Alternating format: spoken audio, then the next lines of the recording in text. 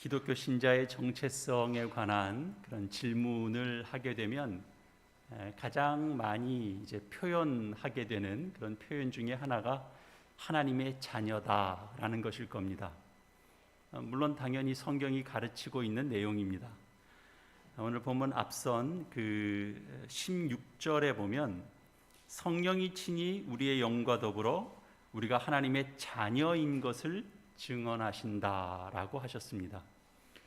우리는 쉽게 자녀라고 하면 어떤 부모의 돌봄, 또 부모로부터 받는 혜택 이런 것들을 떠올립니다.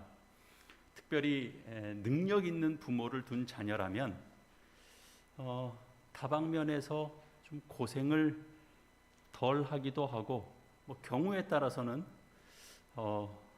놀고 먹는 혜택도 기대할 수 있을 겁니다.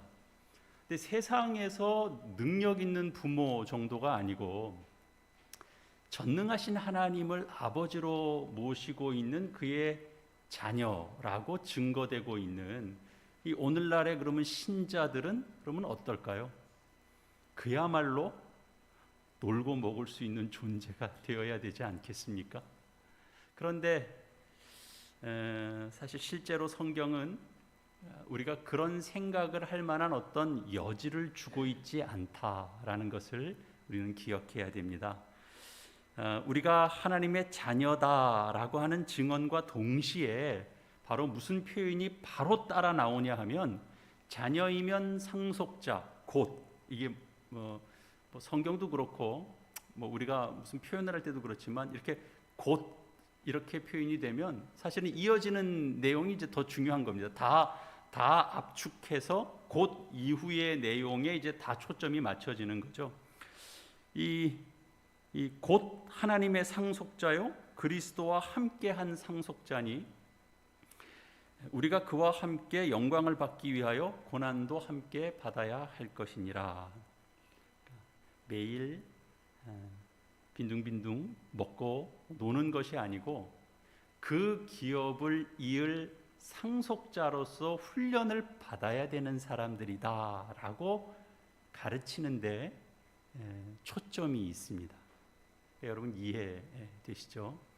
그러니까 한 예로 무슨 굴지의 기업을 이어받는 것이 아니라 할지라도 우리가 흔히 말하는 구멍가게를 하나 이어받을 때도 그냥 놀고 지내다가 이어받을 수는 없습니다. 배워야 합니다. 훈련이 필요합니다. 그런 차원에서 하나님의 상속자입니다. 그렇다면 그 필요한 훈련은 가볍지 않겠죠. 만만한 것이 아닐 겁니다. 그러나 이제 한 걸음 더 들어가서 아무리 하나님의 상속자라고 할지라도 좋습니다. 하나님의 상속자이니까 훈련을 받아야 된다는 것도 알겠습니다. 그런데 왜 그 훈련이 꼭 고난이어야 되는 겁니까? 라는 의문은 여전히 우리가 제기할 수 있을 겁니다. 왜냐하면 성경이 담고 있는 이런 이제 내용이 바로 우리가 생각하는 식이라면 오늘날 사람들이 흔히 말하는 것처럼 사람은 좀 고생을 좀 해야 철이 든다라든지 남자는 군대를 갔다 와야 사람 된다라든지 그런 내용과 별 다를 바가 없죠. 굳이 이 성경을 통해서 어렵고 복잡한 얘기 안 들어도 되죠. 우리 흔히 하는 속담 같은 이야기, 격언 같은 이야기로 충분히 우리가 어떤 이해를 가질 수 있게 되죠. 그리고 또 생각을 해보면 이런 생각도 듭니다. 고생을 하면 다 사람 되나요? 그렇지는 않은 것 같아요. 사람은 누구에게나 다 죄성이 있어서 고난을 겪으면 더 삐뚤어질 가능성도 대단히 많습니다. 고난 때문에 인성이 파탄나는 경우도 많습니다. 사람이 고난을 겪으면서 다 성장하는 것이 아니고 어렵고 힘든 일을 겪을 때 대부분의 사람들은 다 이렇게 자폭적이 됩니다. 그냥 나 몰라라 하는 식이 얼마든지 될 수 있습니다. 반면에 고생 안 하고 비교적 편안하게 자란 사람 중에서도 인성이 똑바른 사람도 얼마든지 있을 수 있습니다. 그래서 왜 우리 그런 말 하잖아요. 아유, 저 사람은 고생을 이렇게 전혀 안 하고 자라서 그런지 사람이 그늘이 없어, 이런 얘기도 합니다. 그러니까 그럴 때는 이렇게 험한 일 겪지 않으면서 이렇게 자라와서 그런지 그냥 사람이 늘 생각이 순수해, 맑아, 이런 얘기죠. 그러니까 우리가 이런 생각을 해보면 고난 자체가 다 보약은 아닌 것 같습니다. 그런데 오늘 본문 17절 말씀을 우리가 다시 읽어봐도 자녀이면 또한 상속자 곧 하나님의 상속자요 그리스도와 함께한 상속자니 우리가 그와 함께 영광을 받기 위하여 고난도 함께 받아야 될 것이니라 라고 되어 있어서 이 말씀을 통해서 보면 하나님의 자녀에게 있어서 고난이라 라고 하는 의미가 그냥 고난이 가져다주는 어떤 유익이 있다라는 정도를 더 넘어서서 고난은 필요한 것이고 고난은 필수적인 것이다, 이렇게 강조하고 있다라는 것을 우리는 알 수 있습니다. 그렇다면 왜 하나님의 상속자로서 자녀들에게 이 아픔이 있죠, 괴롭죠, 별로 누구나 다 원하지 않는데 이런 고난이 필수적인 것일까 하는 겁니다. 이런 생각을 해보게 되는데요, 아픔이 없는 것은 죽음밖에 없다라고 생각이 됩니다. 죽음은 아픔이 없습니다. 우리가 이 세상을 살면서 질병 가운데 우리가 왜 암을 제일 두려워합니까? 무서워합니까? 암은 우리가 느낄 수 없는 사이에 그 세포들을 증식시켜 나가기 때문에 그렇죠. 그래서 무서운 속도로 우리의 몸을 피폐하게 만들고 그렇게 잠식시켜 들어가는데 우리가 그걸 전혀 느끼지 못한다는 데 있습니다. 그런데 반면에 감기는 어떻습니까? 감기는 우리에게 고마운 것이 되죠. 감기가 왜 고맙습니까? 감기는 금방 증상이 나타나거든요. 그래서 우리가 적절한 약을 쓰기도 하고 감기가 왔구나, 내가 쉬어야 되겠구나 라는 걸 알고 충분한 휴식을 취하기도 하는 겁니다. 그래서 우리는 이렇게 생각할 수 있는 거죠. 우리가 이 땅에 사는 동안 우리에게 아픔이나 고난이 없다면 우리는 그저 이 세상 것을 그냥 쫓고 쫓다가 그저 아무것도 못 느끼고 이제 죽음의 때를 맞이하게 될 겁니다.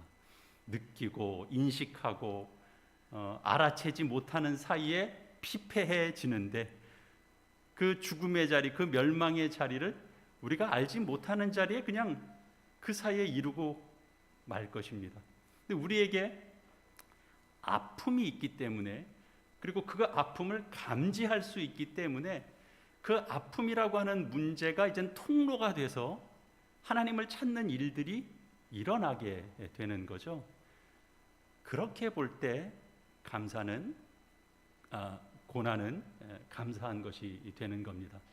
그러나 오늘 우리가 본 말씀은 고난이 우리에게 이런 유익이 있기 때문에 고난을 우리 감사히 여기자, 이런 차원으로 말씀하고 있는 것이 아니고 이 초점이 우리에게 나타날 영광이다라는 데에 그 초점이 있는 걸 또 우리가 확인할 수 있습니다. 우리가 신앙생활을 하다 보면 어려운 점이 있는데 그것이 무엇이냐 하면 현재의 고난은 장차 나타날 영광과 비교할 수 없다라는 내용은 우리가 익히 알고 있어서 그 현재 고난이 있는데 그런 내용을 알고 있다고 해서 어떻게 나타날 영광을 믿음으로 바라볼 수 있는가 하는 점입니다.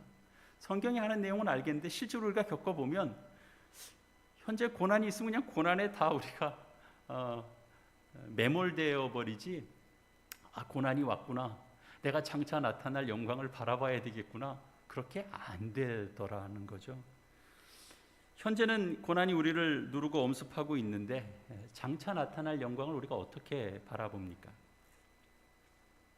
18절 서두에 보면 이런 말씀이 돼 있죠. 생각하건대 다른 번역본을 참고해 보면 그냥 이렇게 딱 떨어져 있습니다. 내가 생각합니다. 이렇게 되어 있습니다. 아파하고 고통하는 순간에 내가 생각합니다. 근데 내가 뭘 생각한다라는 말이죠? 하나님이 어떤 분이신가를 생각하는 겁니다. 현재 고난 가운데 있음에도 불구하고 이 나타날 영광을 믿음으로 바라보기 위해서는 하나님을 생각해야 됩니다. 하나님이 어떤 분이신가를 생각해야 됩니다. 날마다 성령으로 인도하시는 하나님을 생각해야 되는 거죠. 그리고 마태복음 6장에 대표적인 말씀이 있잖아요. 공중의 새를 보라. 또 들의 백합화가 어떻게 자라는가 생각해 보라 그러죠. 들의 백합화가 수고도 길쌈도 아니하지만 먹이시고 자라게 하시는 분이 하나님이시다라는 걸 말씀하고 있죠. 생각해 보라 그럽니다. 공중에 나는 새도 보면서 생각해 봐라. 들에 핀 백합화를 보면서도 생각해 봐라. 자꾸 그렇게 말씀하시죠. 우리가 하나님이 어떤 분이신가를 생각하면 우리에게 좋은 것으로 먹이시고 또 입히시는 그 하나님을 우리가 생각하기만 하면 우리가 어떤 고난이 닥쳐도 그 고난 자체를 목적으로 하는 것이 아니다라는 것을 우리는 깨달을 수 있게 됩니다. 우리가 너무나 잘 아는 말씀이죠. 요한복음 3장 16절 말씀도 하나님이 세상을 이처럼 사랑하사 독생자를 주셨으니 이는 그를 믿는 자마다 멸망하지 않고 영생을 얻게 하려 하심이라. 그러니까 하나님께서 하나님의 백성을 사랑하실 때 그분이 사랑하는 방식은 어떤 거냐면 독생자를 내어주시는 데까지 이르는 사랑입니다.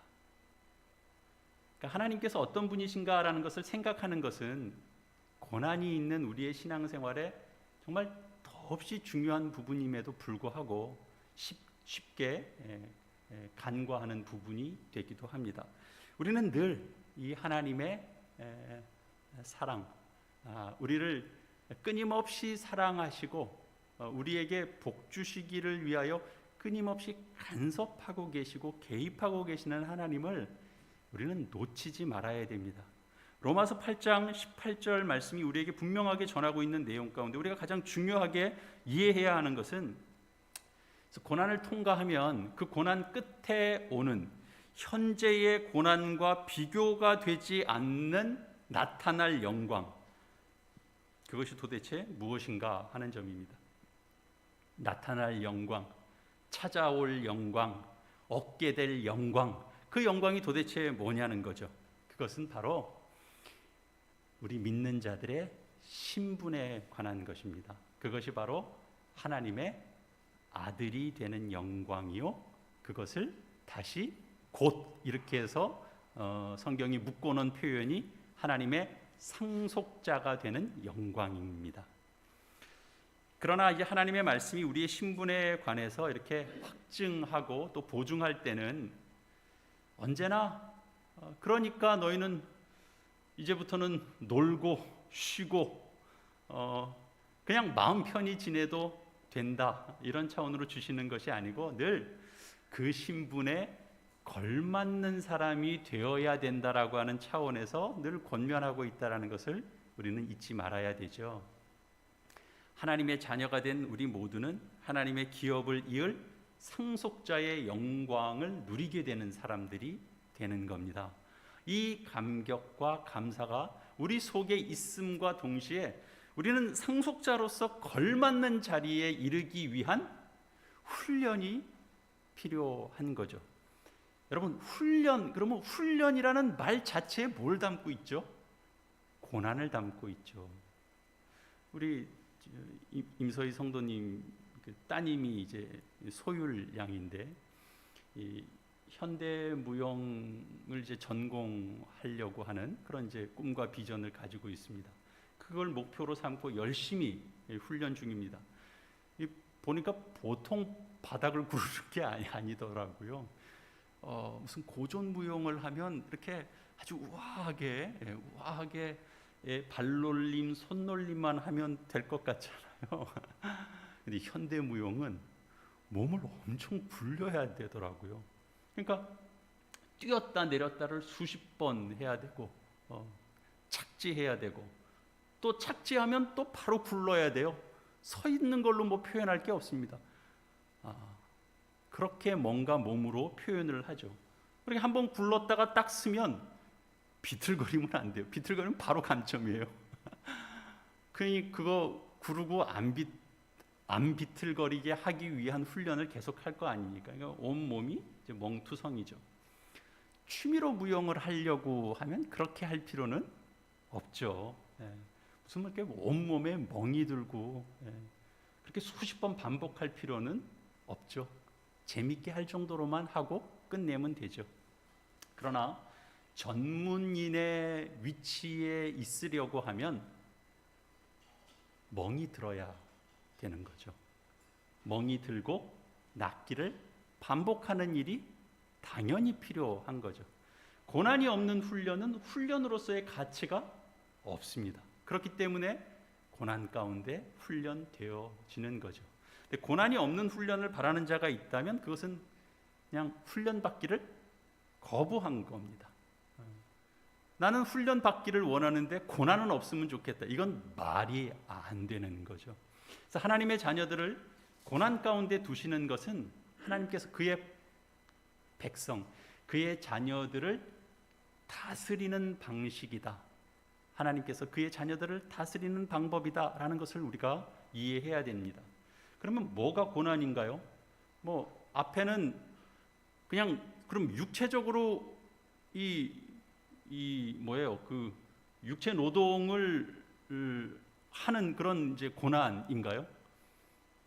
사도행전 그 3장에 보면 예수님의 제자 베드로와 요한이 이제 성전에 기도 시간에 맞춰서 기도하러 올라가다가 나면서부터 못 걷게 된 한 사람을 고쳐주는 사건이 일어납니다.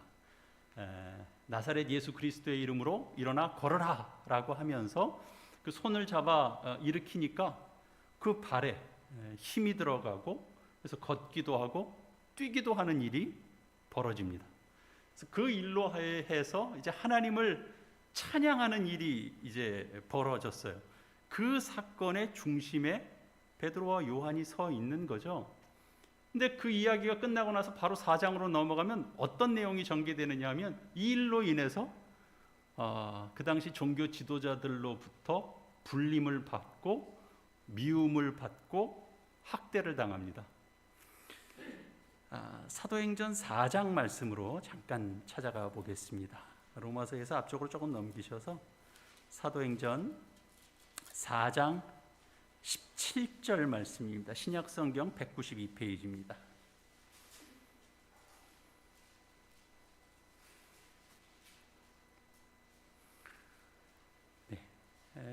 그런 놀라운 일이 있고 난 뒤에 사도행전 4장 17절 이하의 말씀 제가 읽겠습니다. 이것이 민간에 더 퍼지지 못하게 그들을 위협하여 이후에는 이 이름으로 아무에게도 말하지 말게 하자 하고 그들을 불러 경고하여 도무지 예수의 이름으로 말하지도 말고 가르치지도 말라 하니 베드로와 요한이 대답하여 이르되 하나님 앞에서 너희의 말을 듣는 것이 하나님의 말씀을 듣는 것보다 옳은가 판단하라. 우리는 보고 들은 것을 말하지 아니할 수 없다 하니 관리들이 백성들 때문에 그들을 어떻게 처벌할지 방법을 찾지 못하고 다시 위협하여 놓아주었으니 이는 모든 사람이 그 된 일을 보고 하나님께 영광을 돌림이라. 여러분 이 내용 속에서 베드로와 요한이 뭐 잘못한 게 있습니까? 잘못한 게 없습니다. 무례하게 행한 것도 없습니다. 한 일이라고는 날 때부터 장애를 가지고 태어나서 그 고단한 고난의 인생을 산 자를 고쳐준 일밖에 없는데 종교 지도자들 또 관리들이 달려 나와서 그들을 위협하고 경고하고 그 일을 못하게 하는 겁니다. 우리 신자들이 세상을 살아가면서 가장 이렇게 당혹해하게 되는 문제가 뭐냐 하면 바로 우리가 신앙생활을 바르게, 정당하게, 당당하게, 올곧게 하면 할수록 세상은 우리를 더 못 살게 군다라는 사실입니다. 우리가 정당하게 신앙생활을 하면 세상이 우리를 놔두지 않습니다. 성경이 고난을 당연시하는 근본적인 이유도 바로 이런 것 때문입니다. 근데 세상과 하나님의 나라는 이렇게 적대적인 관계에 있기 때문입니다.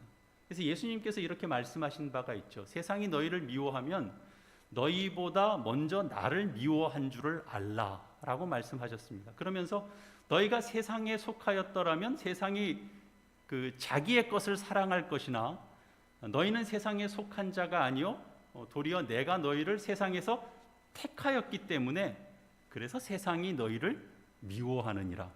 너희가 세상에서 같이 어울려서 사는 자들이 너희 세상에서 구별하여 내 것 삼았더니 결국 세상이 너희를 미워하게 되는 거다. 그러니까 세상이 너희를 미워하면 나 때문에 미워하는 줄을 알라고 그렇게 얘기를 하시는 거죠. 주님께서 이 세상에 계실 때 사역하시는 내내, 살아오시는 내내 세상으로부터 박해를 당하셨고 그 고난의 길을 걸으셨습니다. 그리고 우리도 주님을 따르는 그리스도인들이 된 이상 같은 성격의 고난, 어려움, 반대, 핍박, 무시, 조롱 이런 것들을 포함한 환난이 기다리고 있다라고 말씀하고 있습니다. 그 가장 근본적인 이유는 우리가 세상에 속한 자가 아니기 때문에 세상과 하나님의 나라는 적대적일 수밖에 없기 때문에 벌어지는 일입니다. 제자들의 사역의 현장 속에서 그것이 여실히 드러난 것을 우리가 확인했습니다. 하나님의 상속자요 그리스도와 함께한 상속자인 우리는 바로 이렇게 걸어가게 되는 길이 있는 겁니다. 어떻게 외면할 수가 없습니다. 무속신앙을 비롯한 이 이단신앙은 어떻게 다르냐 하면 그들은 언제나 환난을 면하게 해준다라는 데 늘 그들의 강조점이 있습니다. 어떻게 하면 성공한다? 어떻게 하면 고난을 피한다? 이른바 묘책을 주장하고 가르치는 것이 바로 그들의 가르침입니다. 되는 거예요.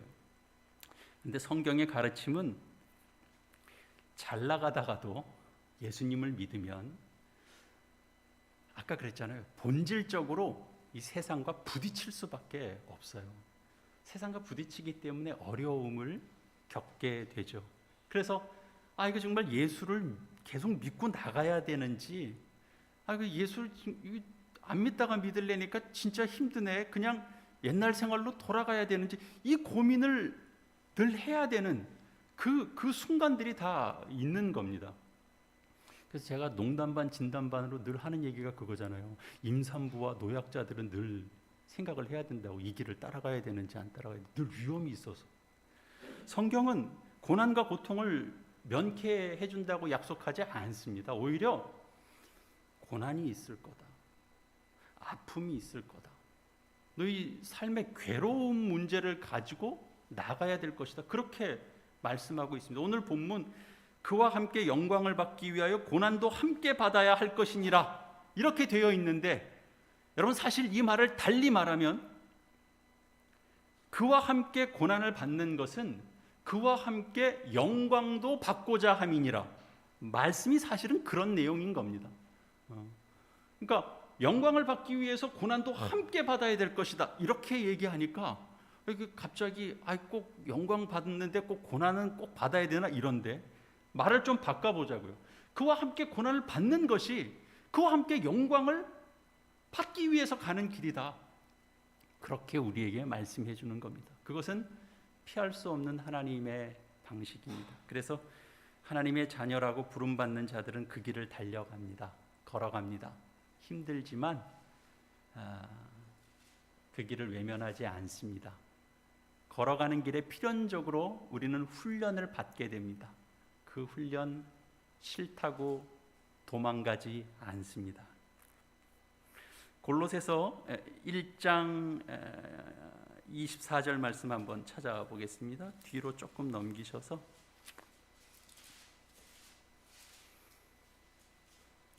신약성경 325페이지입니다.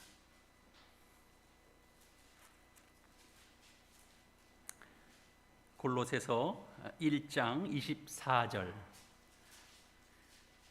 찾으셨으면 우리 한 목소리로 읽을까요? 한 절 말씀입니다. 시작. 나는 이제 너희를 위하여 받는 괴로움을 기뻐하고 그리스도의 남은 고난을 그의 몸된 교회를 위하여 내 육체에 채우노라. 아멘. 바울은 자신이 그리스도와 연합된 자인 것을 이렇게 이해하고 있는 겁니다. 나는 너희를 위하여 받는 괴로움을 나는 기뻐한다. 그리고 그리스도의 남은 고난을 내가 내 육체에 채운다. 내 교회를 위해서. 그렇게 얘기하고 있는 거죠. 그러니까 주님께서 우리의 죄를 위해서 2000년 전에 갈보리 언덕에서 십자가 지시고 다 돌아가셨습니다. 그래서 완성을 이루셨는데 남은 고난이 있다라는 게 도대체 무슨 소리입니까? 그 예수님께서 이루신 구원이 내 것이 되게 하기 위한 이 적용의 시간, 적용의 삶이 우리에게 필요하다. 그런 의미입니다. 우리가 그런 인생을 살아야 하는 것입니다. 그래서 오늘도 우리가 신앙으로 살아내려면 사실은 힘듭니다. 작은 것 하나에서부터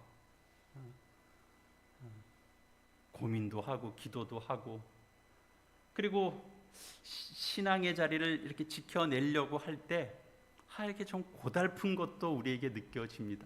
이렇게 속 시원하게 확 달라지는 거 보이기보다는 바뀔 듯한데 크게 달라지지는 않고, 그리고 나는 그 기도를 계속 하고 있고, 있습니다. 그 고난이 있습니다.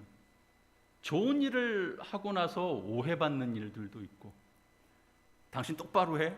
이런 경고 소리도 듣고 협박도 받습니다. 그런데 이 길을 가야 된다라는 겁니다. 상속자로 채워질 훈련이 필요하다라는 겁니다. 그러니까 포기하지 말아야 되는 거죠.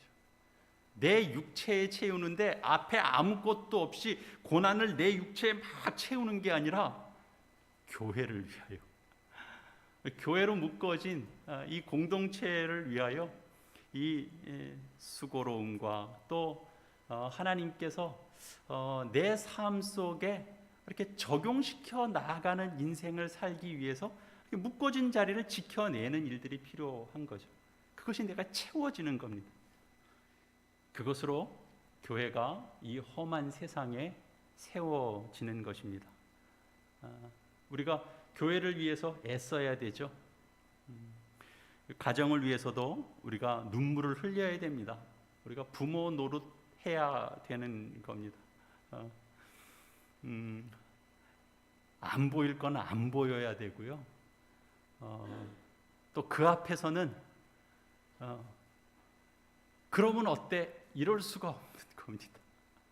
예, 부모 노릇이 만만치가 않습니다. 속이고 살라는 얘기가 아니라 어쩔 때는 자제해야 되기도 하고, 진실이라고 다 얘기해서는 안 되고, 너 못생긴 거 다 알아 이런 얘기하면 안 되고, 그죠? 그런 겁니다. 그래야 자녀가 신앙을 유업으로 받습니다. 이 복된 유업이 그 영광에 이르는 길이 순탄하거나 편안한 것이 아니고 험난하고 또 싫기도 하고 정면으로 대하고 싶지 않은 길이지만, 이 길이 결코 무의미하거나 불행하거나 그런 것은 전혀 아닙니다. 결코 아닙니다. 신자의 길을 걸어갈 때 우리가 관용의 마음을 갖고 이해하고 나아가는 것, 그것은 마냥 달가운 일이 아니지만 그것이 그리스도의 고난에 참여하는 길이고, 그리고 그 길의 결말이 더 중요한데요. 그 결말은 그리스도와 함께 영광을 받는 것이고, 우리가 그 영광에 함께 다 참여하는 것으로 어떻게 된다? 마무리가 된다. 끝이 된다. 드라마의 끝은 우리가 그의 영광에 다 참여하는 것으로 끝나게 된다라고 밝혀두고 있는 겁니다. 성경이 그렇게 약속하셨기 때문에 반드시 그렇게 이루어질 것입니다. 우리가 그날 그 영광 앞에서 우리가 겪었던 참 힘들고 어려웠던 일들, 혹독했던 고난도 아무 일도 아닌 것처럼 여기게 될 것입니다. 왜? 그 앞에 나타난 영광이 너무 광대해서 그건 다 잊어버리게 되는 거죠. 우리는 좋은 날을 막연히 기다리는 사람들이 아닙니다. 우리는 상속자입니다. 하늘의 유산을 받을 자입니다. 상속자가 상속자인 것을 모를 때와 알 때는 너무나 다릅니다. 상속자가 내가 상속자인 것을 알 때는 견딥니다. 희망을 갖습니다. 그리고 그렇게 살아냅니다. 여러분, 우리 오늘 좀 이렇게 나눴으면 좋겠는데요. 우리 옆에 앞뒤 좌우에 계신 분들, 우리 집사님, 권사님, 장로님 이렇게들 계신데 하나님의 상속자 집사님, 성도님 이렇게 좀 불러주시고요. 그리고 상속자 훈련 잘 받으시고 승리하세요. 이렇게 한번 인사를 나눴으면 좋겠습니다. 우리 옆에 앞에 좌우에 계신 분들한테 우리 하나님의 상속자이신 집사님, 권사님 상속자 훈련 잘 받으시고 승리하십시오. 여러분들은 다 상속자 훈련 받고 계시는 겁니다. 하나님께서 우리를 다스림에 있어서 고난 가운데서 우리를 키워가시지만 그러나 그 속에서 우리가 그리스도 안에서의 인내를 배우시고 또 성부 하나님의 그 사랑을 우리가 함께 배워가야 합니다. 속상함을 이겨내시고요, 억울함 이겨내시고 허망하다고 찾아오는 그 감정 떨쳐버리시고요, 속에서 올라오는 분노들이 있을 수 있는데 참아내시고 누가 뭐라고 하는 위협과 협박 두려워하지 마시고요, 우리가 받는 고난으로 우리가 결코 미치지 않을 것이다 분명하게 바라보시는 저와 여러분 다 되시기를 이 말씀으로 축원합니다. 우리 오늘 말씀 기억하시면서 우리 함께 마음에 또 소중한 결단들을 또 하나님 앞에 기도로 올려드리는 화음의 기도 함께 드리시겠습니다. 기도하시겠습니다. 아버지 하나님, 우리가 참 하나님, 우리 삶의 이 고통과 아픔의 문제를 만날 때 그 아픔들이 통로가 돼서 하나님을 찾게 하여 주시옵소서. 그러나 주님, 아픔이 너무 커서 하나님을 찾을 힘조차 없을 때 가장 영광스러운 모습을 보여 주시옵소서. 우리가 하나님의 약속 속에서 누릴 수 있는 가장 아름답고 복되고 귀한 모습을 저희 눈에 보여 주시옵소서. 그래서 고난의 과정을 통과하고 있는 모든 이들에게 하나님만이 주실 수 있는 그 크신 위로로 힘을 얻게 하여 주시옵소서. 사랑 많으신 하나님을 생각하며 살 수 있게 도와주시고, 그래서 그 모습 그 자리 찾고자 다시 힘을 내는 저희의 신앙 인생 되게 하여 주시옵소서. 저희에게 왜 이렇게 고난이 있을까 의구심이 들고 그 의구심에 쌓일 때 물려받을 것이 없는 존재가 아니고 구멍가게 물려받을 자가 아니고 하늘 기업을 물려받을 상속자이기 때문에 그 하늘 영광에 걸맞는 내용 채우기 위해서 하나님께서 훈련시키시는 그 복된 과정인 것 기억하고 필요한 훈련 잘 마친 기대주요 유망주처럼 하늘나라의 기대주로, 하늘나라의 유망주로 이 땅을 살게 하여 주시옵소서. 복된 약속 붙잡고 이 땅에서 저도 승리하고 울어도 승리하고 아무도 몰라줘도 승리하는 오늘 이 복된 하늘나라의 상속자의 삶을 누려가는 저희 모두가 되게 하여 주시옵소서. 예수님의 이름으로 기도합니다. 아멘.